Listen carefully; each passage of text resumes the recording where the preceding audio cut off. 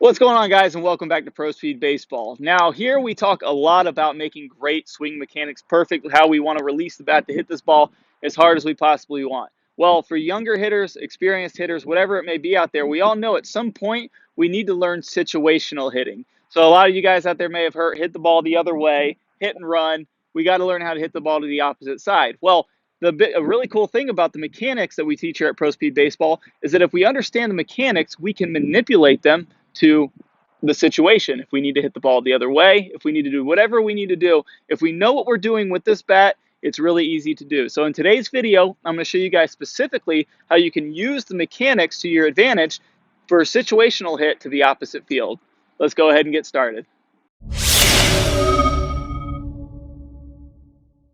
All right, guys, so to put this simply, we're going to learn how to force ourselves to hit the ball the other way, no matter where the pitch is. So, if you're a younger player that's, just learning how to hit, this is going to be a good informational video for you to understand a little bit more about the mechanics, because knowing how to do the mechanics incorrectly can sometimes help us learn how to do them correctly. And then for you older players out there that are looking to, make sure that you are a good situational hitter, you're going to want to pay really close attention to this. So, the idea of hitting the ball to the opposite side of the field is very simple. Wherever this bat is facing, let's imagine a 90-degree angle off of this bat is where the ball is going to start. So simply, if I can get my bat to point, so if I can get the barrel of my bat to point to the opposite field when it hits the ball is going to go that way. It is literally that simple. If I want it to go to my pull side, I just got to point the barrel of the bat to the left side of the field when I'm swinging. So I just need to swing this bat in such a way that my barrel is going to be facing the direction I want the ball to go. Very simple. Now, here's where understanding the mechanics comes into play. So we know from the Pro Speed hitting system that we want to release this bat. So we want to be letting the bat head swing. We want to be making sure the bat head's splitting our forearms in two. That's going to allow us to get ideal contact. Ideal contact is going to be made a little bit in front of the hands just before the full release so that we have full speed into the ball. So that's going to be great for hitting the ball up the middle, a little bit to our pull side. If it's outside, we can crush it to the other side, all that good stuff. But how do we guarantee a hit to the opposite side? Because sometimes we have a runner on third, we got to get them in. All we got to do is hit a ground ball this way. Well, if we understand the release, which is unhinging the wrist and letting the hands roll over, if we understand that release, all we have to do is not release the bat, meaning we just don't let our wrist unhinge. So if I don't let my wrist unhinge, the barrel of the bat can never face to the pull side. It'll always face the opposite side. So by hinging, I mean my wrist hinge back and they hinge forward. If I understand that my release is my wrist hinging forward, all I'm going to do is I'm going to hit this ball without releasing my hands. I'm just going to leave my wrist back, and if I leave my wrist back and I take my hands to the ball, my bat is going to be obviously facing to the opposite side.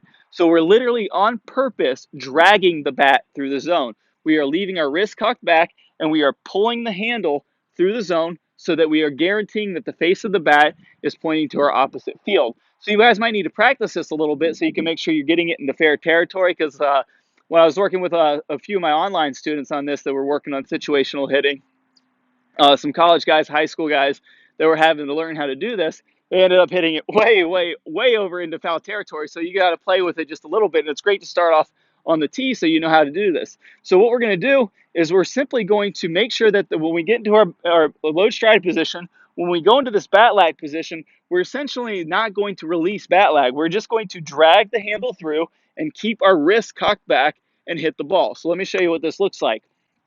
If I go ahead and get in my load stride, I'm going to hit this ball without releasing the bat. And that's going to make that ball go to the right side regardless. Now, when you swing full speed, that bat is going to release whether we like it to or not. But if we have this intention and we delay the release, it's definitely still going to be pointing over to the right side. So we're going to have a little bit more speed. So if I add a little bit more speed and I really drag the handle through the zone, leaving my wrist cocked back, that bat's going to release, but it's going to be releasing to the right side. So if I put a little bit of speed to this, we're going to get a nice hard shot to the opposite side of the field. That's all we have to do, guys. Let me show you what that looks like from the face-on view. Again, all I'm doing here is I'm getting in this bat lag position and I'm dragging the handle through. This would be the opposite of releasing it into the ball like we want to. So we are manipulating the mechanics, making a conscious error so that we can get a game situation. So again, load stride. I'm just dragging the bat through, so I'm guaranteeing my strike to the other side. Guys, it's that simple. All you got to do is get out there and play with it a little bit so you know that you're at least hitting it into fair territory, and you'll be good to go. Guys, thank you so much for checking out this video. If you liked it, stay tuned. I got an even better bonus video coming up for you. Getting in the proper bat lag position is crucial if we're going to want to make sure we control where the ball goes, if we want to release it to hit a home run, or we want to hit it on the ground the other way to win the game. Now, in this video that I'm going to play a preview of at the end of this video, it's going to show you how to get into that transition with one simple drill. You can see that entire video absolutely free by clicking on the iCard in the top portion of your screen or clicking on the link in the description below. Thanks again for watching, guys. Good luck with your games. Good luck with your swings, and we'll see you guys soon. Today, I'm going to show you the #1 move that kills bat lag. But most importantly, we're going to do a drill that will instantly give you a tight transition into bat lag and have your swing looking drastically better today. The move that I'm talking about here is when we're going into our transition and the bat lays down, and now the only thing that we have to rely on for bat speed is our pure strength. From Mike Trout, he does this really, really well. You'll see as we pause him here in the max bat lag position, his barrel is really high, and you can see that it's barely dipping into that line. You can imagine if this was a nail and this bat was a hammer, if I was trying to hammer this nail in like this would be kind of like me dumping the bat. But if I'm letting this hammer swing and slam into this ball over and over again, I'm going to be very, very efficient. Now, I'm sure you guys are ready for it by now. Let's go ahead and dive into the wall drill. All right, guys, here we go, the wall drill.